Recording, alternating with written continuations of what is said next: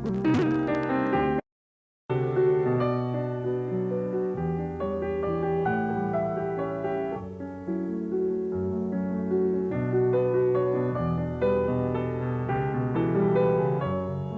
1955. La Guadeloupe est en pleine mutation. Depuis une dizaine d'années, des îles du Vent, entre Atlantique et mer des Caraïbes, est un département français. Le gouverneur de la vieille colonie a été remplacé par un préfet. Les lois sociales s'appliquent peu à peu. D'importantes mesures sanitaires ont été mises en œuvre. Les écoles se sont multipliées. On passe lentement mais sûrement d'une civilisation à une autre, subissant un peu l'influence du continent américain tout proche et de plus en plus celle de la lointaine métropole à 7000 km dont les chansons à la mode sont popularisées par la TSF. La vie est là, qui vous prend par le bras, oh là là là, c'est magnifique, des jours tout bleus, des baisers lumineux. C'est magnifique, donner son cœur avec un bouquet de fleurs, oh là là là. Mais c'est magnifique, et faire un jour un mariage d'amour, c'est magnifique.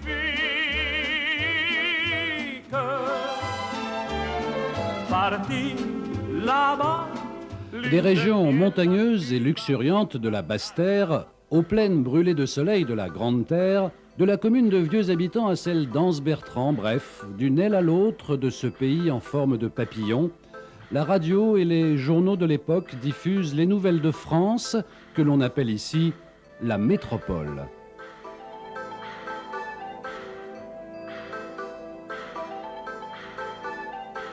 La métropole, la mère patrie pour laquelle l'ancienne colonie a consenti le sacrifice de nombre de ses fils.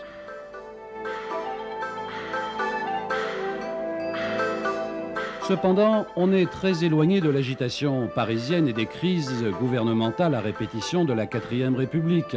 Pour la plupart, plus important est le prix du poisson ou le taux du salaire minimum instauré en 1952. Et puis, on se passionne pour les nouveautés transportées par cargo à travers l'Atlantique, les meubles en formica, les scooters, les automobiles, frégates Versailles 403 ou 2 chevaux qui permettent aux plus aisés de s'aventurer sur un réseau routier naissant. Le journal Clarté stigmatise l'apparition du crédit à la consommation qualifié de pratique honteuse.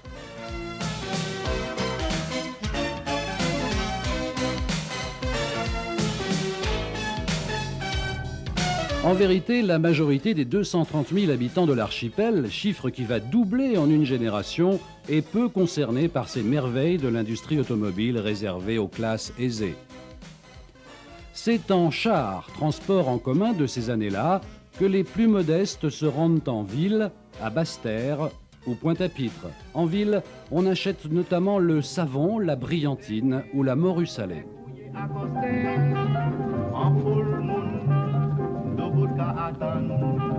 Yo voulais voir par curiosité les nouveaux qui nos pays, les colons et puis les fonctionnaires. Yo pas apprennent débarquer, mais qui la Guadeloupéenne, scientifique, son petit popotouré, qui aime bien habiller, des plats toujours bien barrés.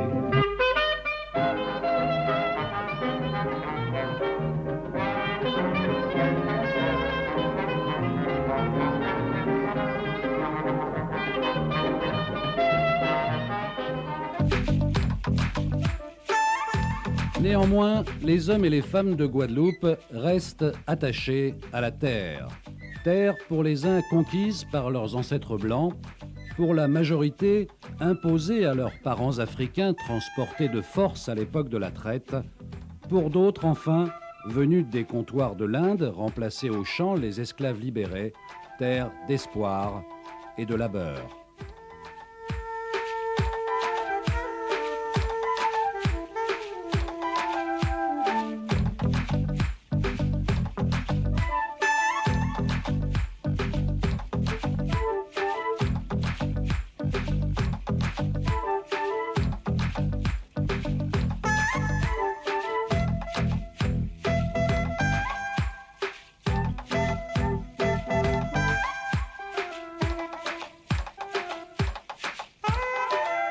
Terre généreuse, mais où l'élevage, les cultures vivrières et maraîchères, les plantations de café, de cacao et de bananes n'ont jamais égalé l'omniprésente canne à sucre introduite au XVIIe siècle par les Hollandais qui l'ont apportée de l'Inde. Cette plante de la famille des bambous, au tronc gorgé de sucre dont on tire le fameux rhum des Antilles, occupe la majeure partie des terres cultivées. Ayant fait la fortune des gros planteurs et des propriétaires d'usines et le malheur de l'importante main-d'œuvre nécessaire à son exploitation, la canne à sucre est devenue pour les Guadeloupéens de toutes origines un ferment culturel.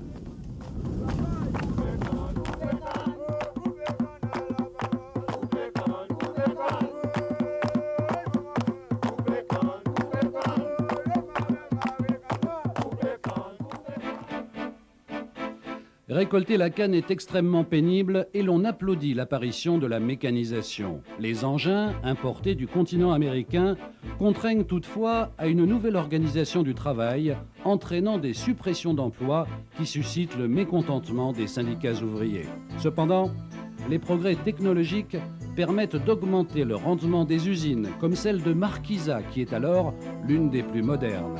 En 1955, la Guadeloupe compte une quinzaine d'usines où l'on extrait le sucre de la canne et une quarantaine de distilleries où l'on produit l'excellent rhum blanc agricole ou le rhum vieux auquel des fûts de chêne donnent une couleur ambrée.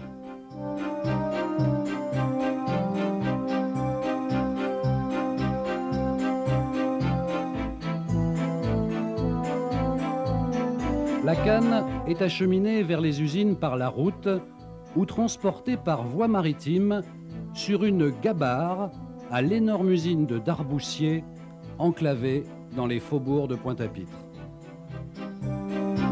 Personne alors n'imagine l'ampleur de la crise qui frappera 15 ans plus tard ce secteur essentiel de l'économie et les notables profitent de l'expansion.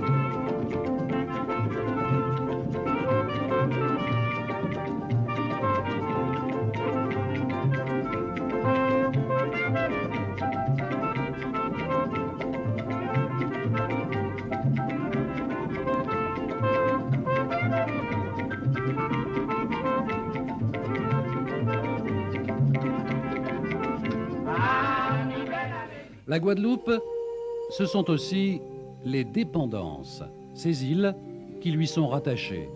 Saint-Barthélemy, Saint-Martin, la Désirade, Marie-Galante et, à 12 km de la Basse-Terre, l'archipel des Saintes.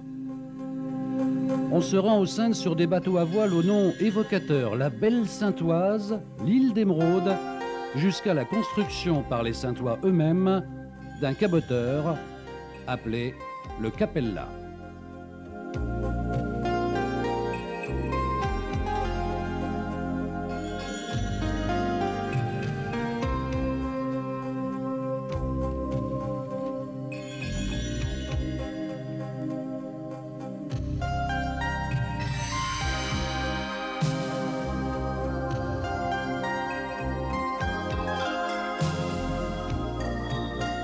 Les 8 îles des Saintes forment l'une des plus belles baies du monde.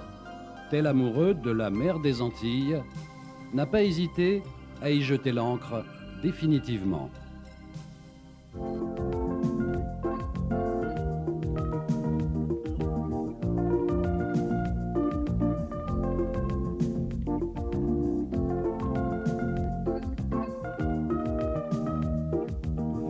Longtemps uniquement peuplée d'iguanes et d'oiseaux marins en raison de la sécheresse qui y prévaut, Terre de Haut et Terre de Bas, les deux îles les plus importantes, ont séduit des Bretons du XVIIe siècle, dont les descendants se sont imposés comme les meilleurs pêcheurs de la région.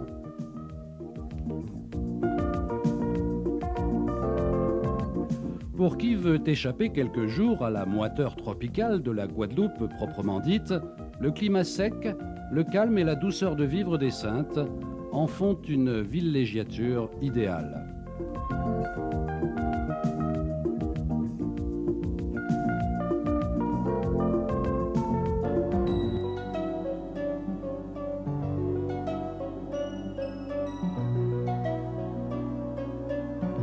Et si, dominant Terre de Haut, le fort Napoléon apparaît menaçant aux visiteurs, les accueillants saintois expliquent aussitôt que cet ouvrage militaire a été inutilement bâti à grands frais, Français et Anglais ayant scellé l'entente cordiale peu après son édification.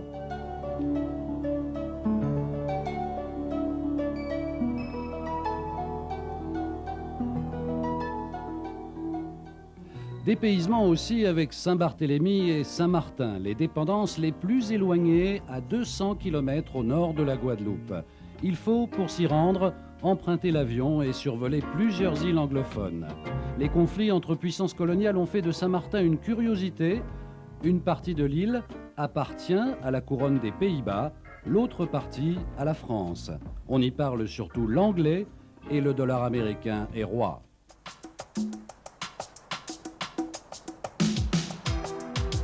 Commune de la Guadeloupe par un accident de l'histoire, Saint-Martin vit à son propre rythme. Assoupi dans les années 50, la canne à sucre, l'élevage et surtout le sel qui fit sa fortune n'étant plus que souvenir, Saint-Martin connaîtra à la fin du siècle une soudaine et forte expansion grâce au tourisme.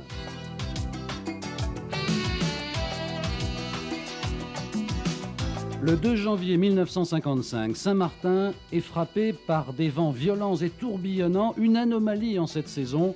L'hôpital est endommagé et le toit de la gendarmerie arraché par l'ouragan Alice. Pas de victimes, mais les Saint-Martinois sont hébétés. Jamais aux Antilles on n'a vu un cyclone au mois de janvier. Était-ce un avertissement? 1 an et demi plus tard, le cyclone Betsy s'abat sur la Guadeloupe. Les plus solides bâtisses n'y résistent pas. Certes, la Guadeloupe est habituée à ces tempêtes qui prennent naissance au large de l'Afrique, se transforment en cyclones en traversant l'Atlantique et finissent leur course folle dans la mer des Antilles et le golfe du Mexique. Chaque année, de juillet à septembre, la Guadeloupe est sur ses gardes. Mais avant l'avènement en 1960 des satellites météo, il était difficile de prévoir le trajet exact d'un ouragan. En 1956, nul ne pense qu'un réel danger menace l'archipel, sauf dans les dernières heures précédant la catastrophe. Aussi, le dimanche 12 août, le réveil est-il douloureux.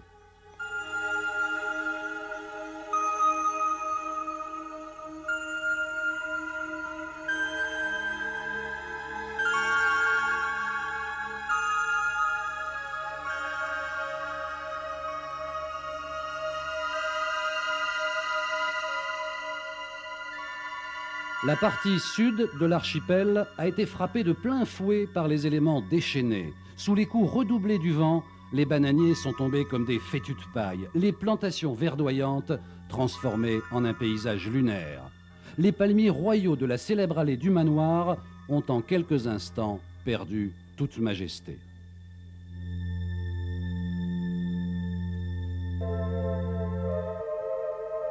Le bilan est lourd, 6 morts, de nombreux blessés. Le toit de nombreux bâtiments publics emportés. 1000 cases créoles entièrement détruites, près de 6000 autres petites maisons en bois gravement endommagées. Les sans-abri se comptent par milliers. Demande instamment aide immédiate, stop. Tout retard aggrave dégâts, stop.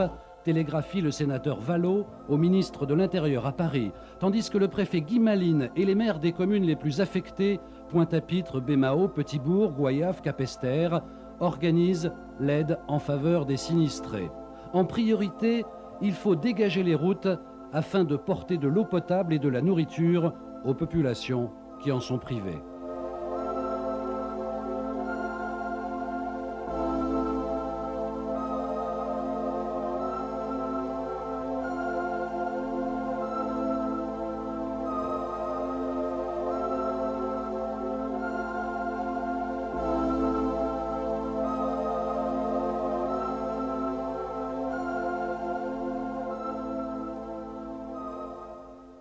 Ces ouragans, aux vents tourbillonnants et destructeurs, accompagnés d'une pluie violente, la Guadeloupe ne peut y échapper. Aussi, lorsque la tempête est passée, s'empresse-t-on de réparer ce qui peut l'être.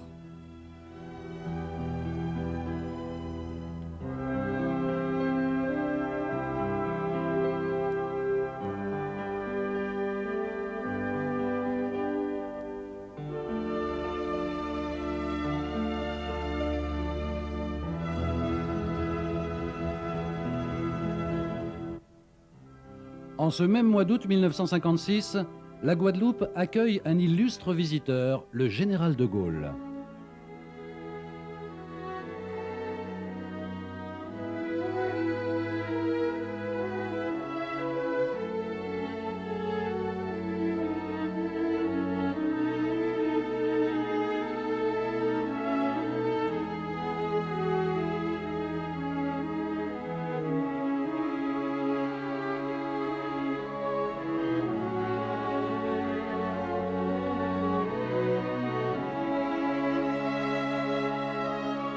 Accueilli par toutes les personnalités de l'île, au premier rang desquelles le maire de Pointe-à-Pitre, Paul Valentino, qui combattit durant la Seconde Guerre mondiale aux côtés du chef de la France libre, Charles de Gaulle passe les troupes en revue avant de se rendre debout en voiture décapotable dans le centre de Pointe-à-Pitre où il est acclamé par une foule enthousiaste.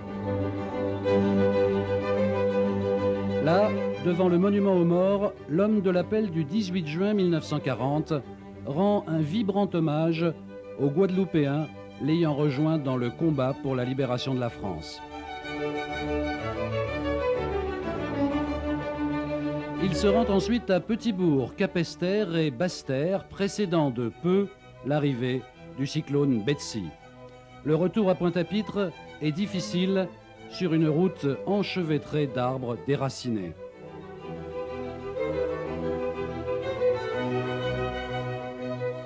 Un rapide aller-retour à Marie-Galante, puis il s'envolera en direction de la Martinique, d'où il embarquera sur le paquebot calédonien pour une longue croisière dans l'océan Pacifique. Ce jour-là, en Guadeloupe, qui pouvait imaginer que le général de Gaulle, alors en pleine traversée du désert, serait porté au pouvoir dans moins de 2 ans et deviendrait le fondateur de la Ve République.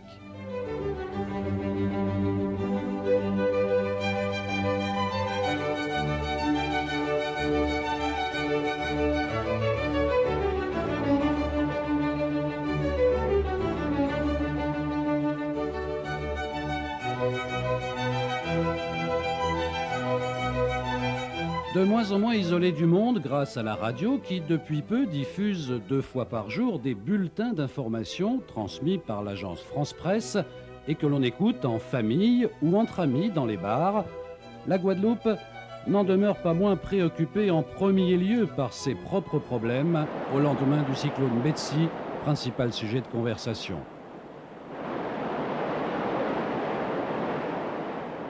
Certes, la nature, comme toujours aux Antilles, reprend vite le dessus. Enfermons en nous notre tristesse, remettons-nous au travail pour que notre Guadeloupe soit encore plus belle et plus prospère. En ces termes, un élu exhorte ses compatriotes à tourner la page.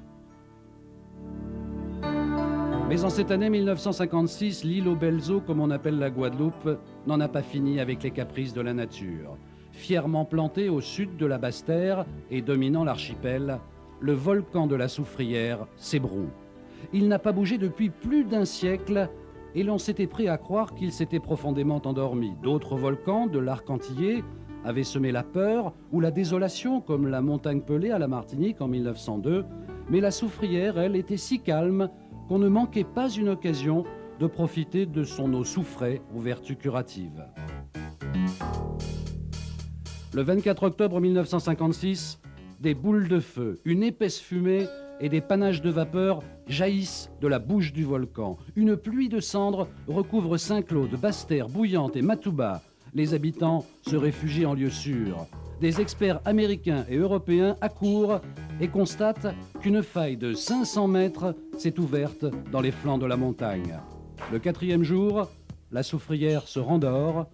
Elle ne se réveillera pas avant 20 ans. Les Bastériens croient-ils que leurs malheurs sont terminés en cette année 1956 ? Ils se trompent. Quelques jours après que le volcan de la Soufrière se soit assoupi, et peut-être y a-t-il un lien entre les deux événements, un raz-de-marée déferle sur le littoral habituellement calme de la Côte-sous-le-Vent. Les casse-créoles édifiées en bord de mer sont submergées par des vagues de plus de 4 mètres. Plusieurs dizaines de maisons sont détruites. 200 personnes sont sans abri.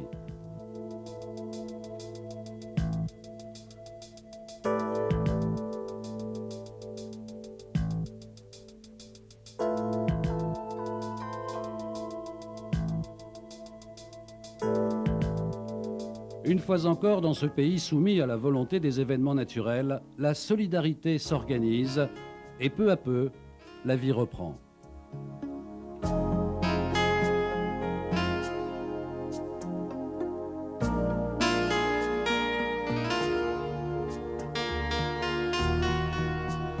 Pour quelques mois encore, il est impossible de faire le tour de la Guadeloupe. La route de la Côte-sous-le-Vent, partant de Basse-Terre vers le nord, s'arrête à Pointe-Noire. Autant dire que ces terres presque vierges, seulement foulées peut-être par les Indiens Caraïbes, les corsaires du XVIIIe siècle ou les nègres marrons, ces esclaves ayant fui les plantations, ces terres ont pour ceux qui les découvrent comme un parfum d'aventure.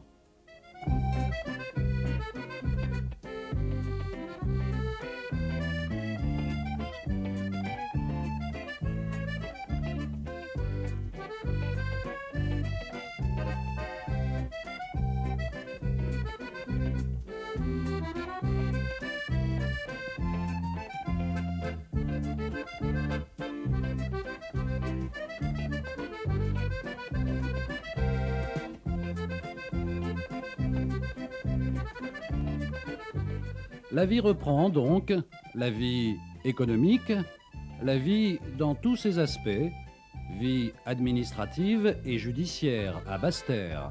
Basse-Terre attachée à ses prérogatives de chef-lieu face à la dynamique rivale Pointe-à-Pitre. Reprennent également la vie culturelle ainsi que la vie artistique.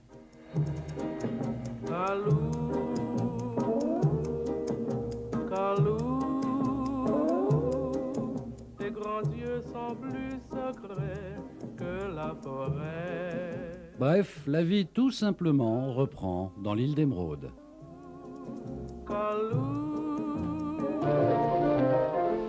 Noël approche et les cochons engraissés au fond des jardins créoles ont un bien mauvais pressentiment. Qu'ils soient cochons planches ou, comme ici, cochons domino, des races robustes adaptées au climat jusqu'au jour où l'homme s'en mêle. Dans le cochon, tout est bon. La nuit de la Nativité, après la messe, on dégustera en famille le fameux jambon de Noël. Auparavant, toutes les parties du porc seront préparées. Le sang et les boyaux de l'animal transformés en boudin, les boyaux soigneusement nettoyés et citronnés, retournés avant de recevoir leur savoureux contenu. Fini de Guadeloupe, fini de Paris, li menez bigin là, li wime bigin là, li voye, li haga, oh, oh, oh.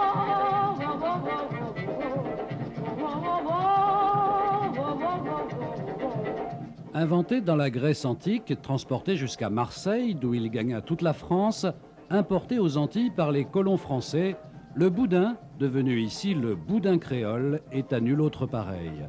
Au sang du cochon se mêle bien entendu le pain et surtout le parfum des cives, l'oignon pays, du thym, du bois d'Inde, du clou de girofle et du fameux piment des Antilles.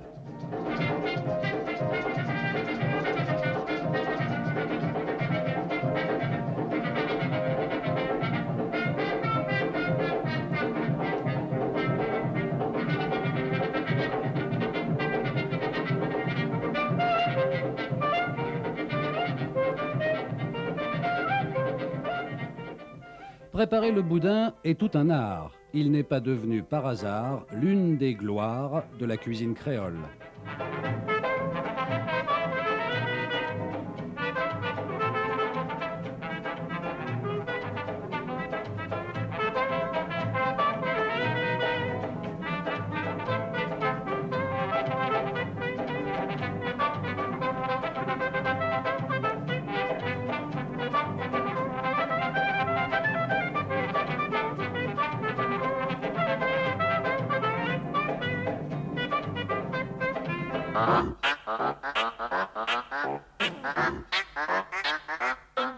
Pour manger le boudin, à chacun sa technique. Il y a ceux qui mordillent, ceux qui aspirent,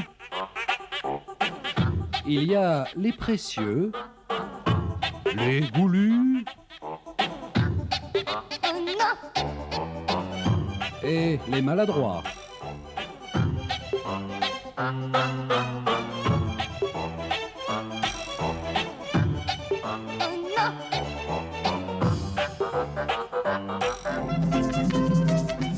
Avec le début de l'année vient le temps du carnaval, joyeux en 1957 malgré quelques averses. Les jours gras sont aussi l'occasion pour les jeunes femmes de l'entraide féminine, la future briscante, de faire admirer leur robe matador, leur foulard et collier chou.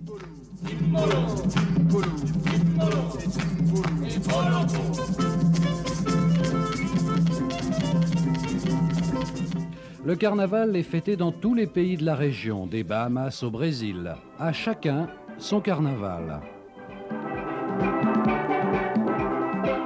Dans les îles britanniques des Petites Antilles, on danse le calypso au son du steel band, un orchestre dont l'instrument de base est un fût métallique transformé par des artisans locaux à l'oreille particulièrement musicale.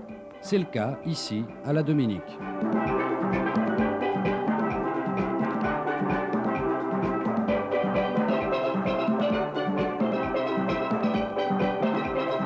Située au sud de la Guadeloupe et au nord de la Martinique, l'île de la Dominique a longtemps été l'objet d'âpres disputes entre l'Angleterre et la France avant d'être acquise à la couronne britannique. Sur cette terre sauvage, appelée l'île aux 365 rivières, se cachent des singes et des perroquets. La dense forêt tropicale abrite une importante communauté d'Indiens caraïbes, les derniers de la région.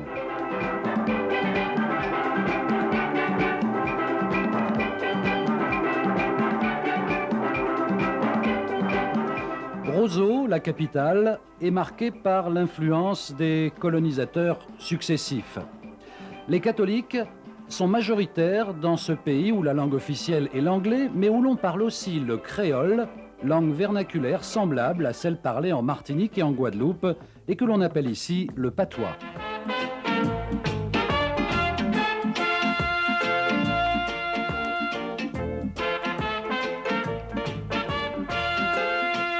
Entre les Antillais de Martinique ou de Guadeloupe et les Dominiquais, de nouveaux liens se sont créés durant la Seconde Guerre mondiale. C'est de la Dominique, en effet, que partaient vers l'Angleterre, afin de rejoindre les forces françaises libres, les Martiniquais et les Guadeloupéens, fuyant les îles françaises placées sous le contrôle du régime de Vichy.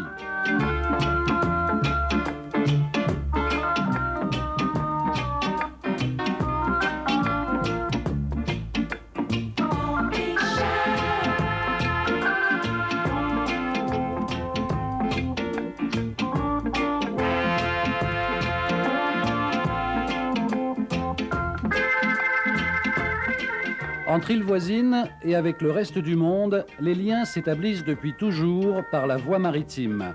Aux embarcations empiriques des Indiens et aux caravelles des conquistadors se sont substitués des moyens modernes de transport maritime, cargo mixte ou paquebot, permettant de rallier en quelques jours l'Amérique latine, les États-Unis et l'Europe. Adieu foulard, adieu madras, adieu Gredon, adieu collier chou, doudou à moins, il a pas dit, hélas, hélas, c'est pour toujours, doudou à moins, il a pas dit, hélas, hélas, c'est pour toujours. Le crépuscule des années 50 est aussi celui des grands paquebots, victimes d'une concurrence de plus en plus vive de l'aviation commerciale. On peut se rendre de la Guadeloupe à Paris 10 fois plus vite en avion, en passant par les Açores et Lisbonne, ou par Porto Rico et New York.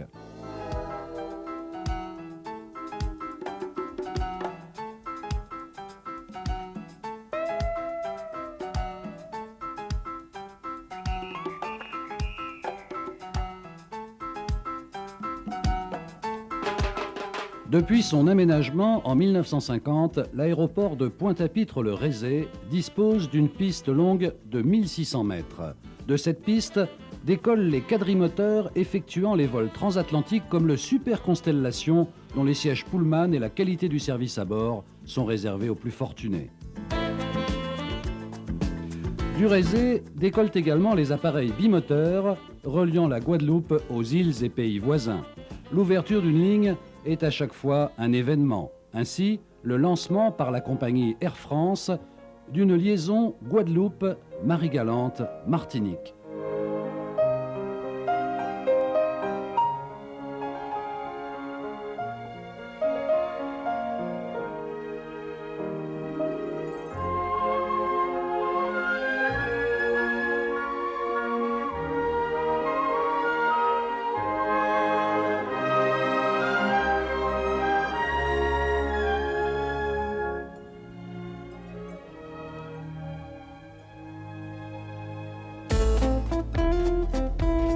Réputés pour leur gentillesse, les Marie-Galantais accueillent chaleureusement les pionniers de la ligne aérienne, les reliant désormais au continent guadeloupéen distant de 30 km.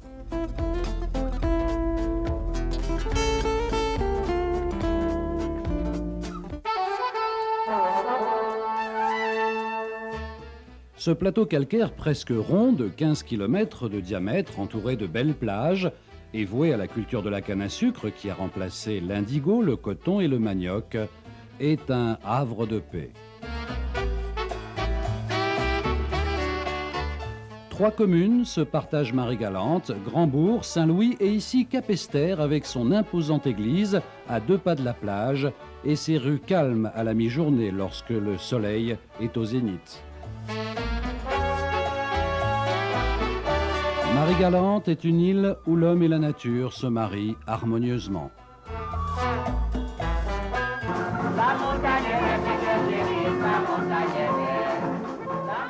La nouvelle ligne aérienne conduit à l'île Sœur, la Martinique, à plus de 100 km.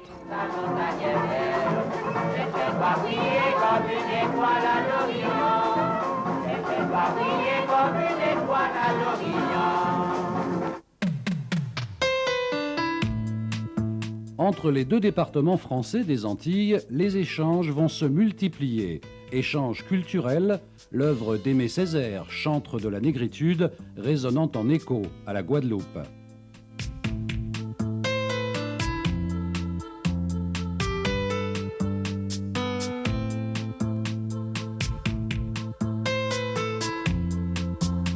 Échanges commerciaux également, encore que nettement en faveur de la Martinique.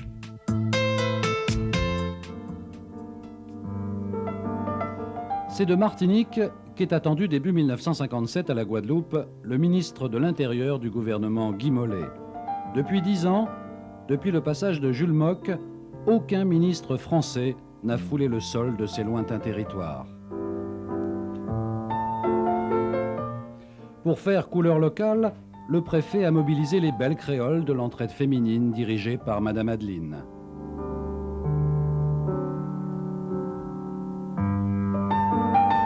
Ce sera le seul moment de charme de cette visite officielle, où les uniformes s'imposent dans le paysage.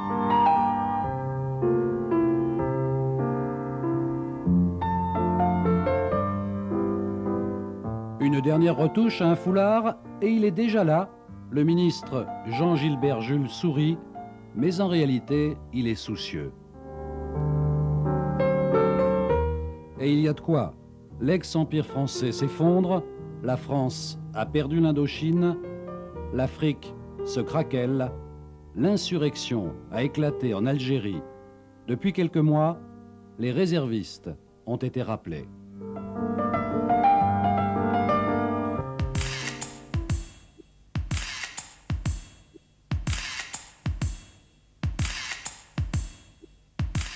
Quelques Guadeloupéens refuseront de partir ou se rallieront à la cause algérienne.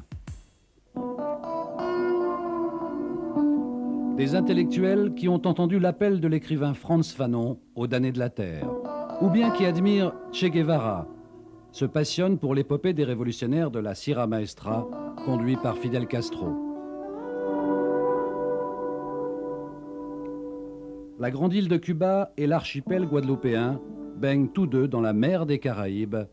Castro est un Antillais lui aussi.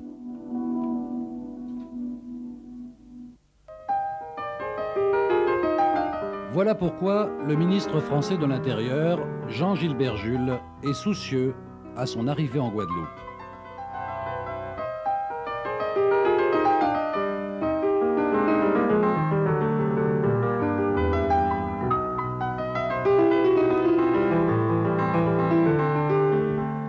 Sans un mot à la presse, il s'engouffre dans une conduite intérieure et part directement à la préfecture de Basse-Terre sous bonne escorte.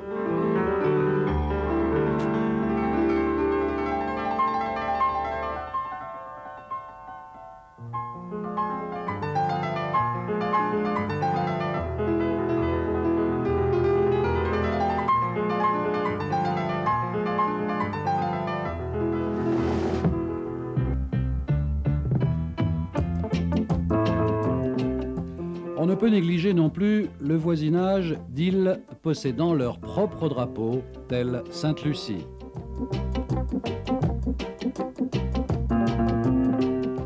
Comme d'autres îles de la région, Sainte-Lucie est encore sous tutelle britannique, mais jouit d'une large autonomie.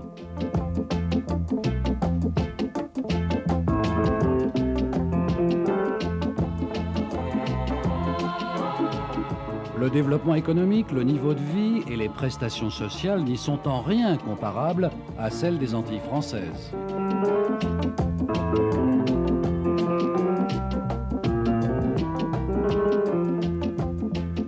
La Grande-Bretagne prépare ses territoires des Caraïbes à l'indépendance.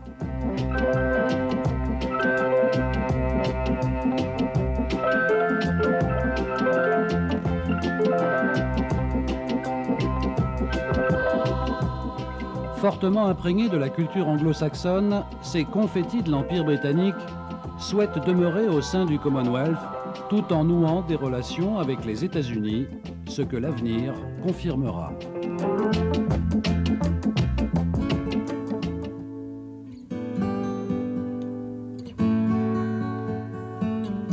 Pour la Guadeloupe, comme pour la Martinique, l'arrivée au pouvoir en 1958 du général de Gaulle constitue une nouvelle étape. L'autonomie que réclament progressistes et communistes est envisagée. Finalement, le projet ira seulement dans le sens d'une relative décentralisation. Département entièrement à part, les Antilles restent départements français à part entière. Et cela va peser sur la situation économique et sociale.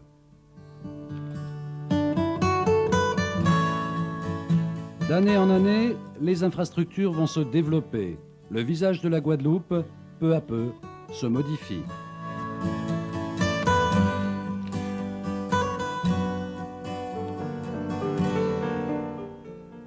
Pour l'heure, les petits métiers de l'artisanat et du commerce subsistent, mais beaucoup vont disparaître.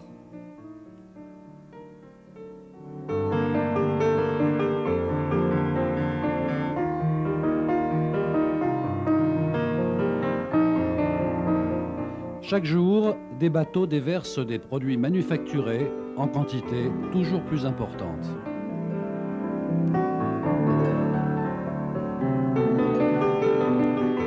Dans les rues de Pointe-à-Pitre, les piétons doivent apprendre à vivre avec des véhicules à moteur de plus en plus nombreux et dont les conducteurs sont rarement des modèles de courtoisie.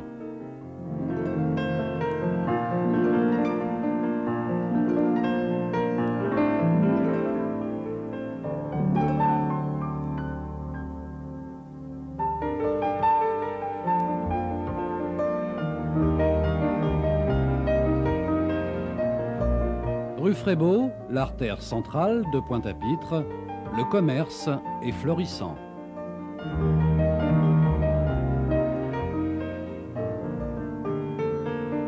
La Guadeloupe entre progressivement dans la société de consommation.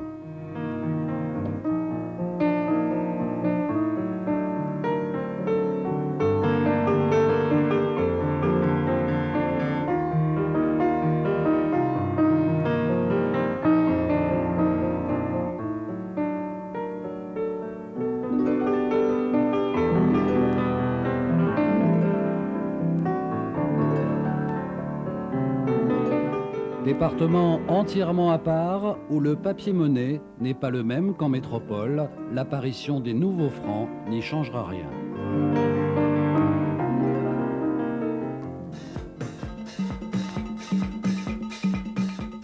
Au seuil des années 60, le devenir économique de l'archipel doit s'appuyer sur de nouvelles ressources. Pourquoi pas le tourisme?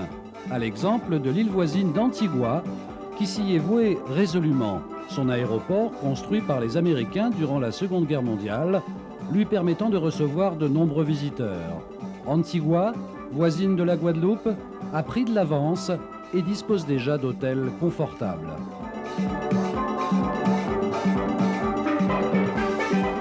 Incontestablement, les dollars américains déversés sur l'île profitent à l'économie de ce petit pays peu productif.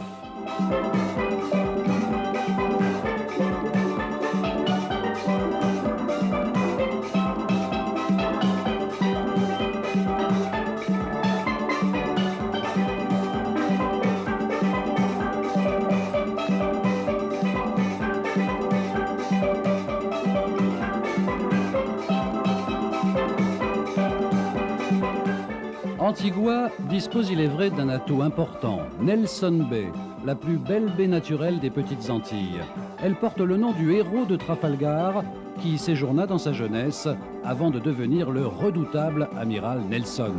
En 1960, Winston Churchill, la princesse Margaret, la cantatrice Maria Callas y côtoient les riches plaisanciers venus y abriter leurs luxueux voiliers.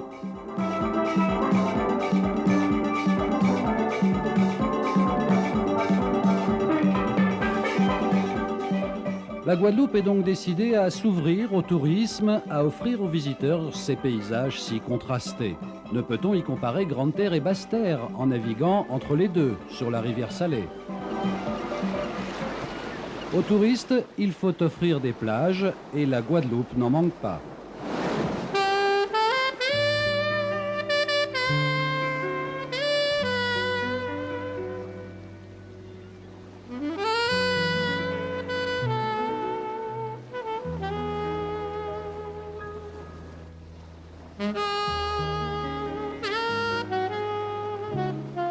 Ce qui manque à la Guadeloupe, ce sont les hôtels. Et c'est ainsi que la côte encore vierge du Gosier deviendra le pôle hôtelier de l'île d'Émeraude.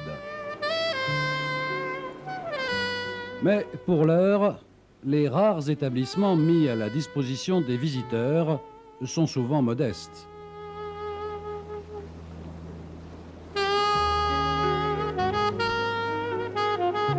La vieille tour, du nom d'un ancien moulin à sucre autour duquel il fut édifié, sera l'un des premiers établissements hôteliers de renom. Concilier modernité et tradition sera le plus grand défi de la Guadeloupe pour les années à venir. Cette année 1960, les regards du monde entier se tournent vers la Guadeloupe, d'où est originaire Saint John Perse, écrivain blanc créole auquel est décerné le prix Nobel de littérature.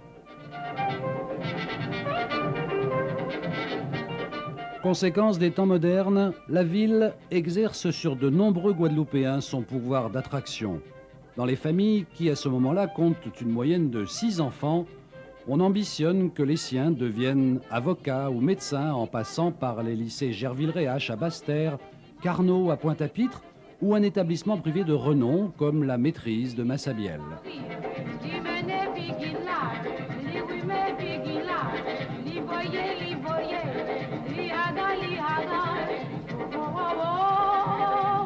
L'habitat en dur, comme l'on dit, gagne du terrain sur l'habitat en bois, les quartiers insalubres sont assainis, les propriétaires de cases qui tiennent à conserver leur maison mais doivent changer de quartier ont une façon unique au monde de déménager.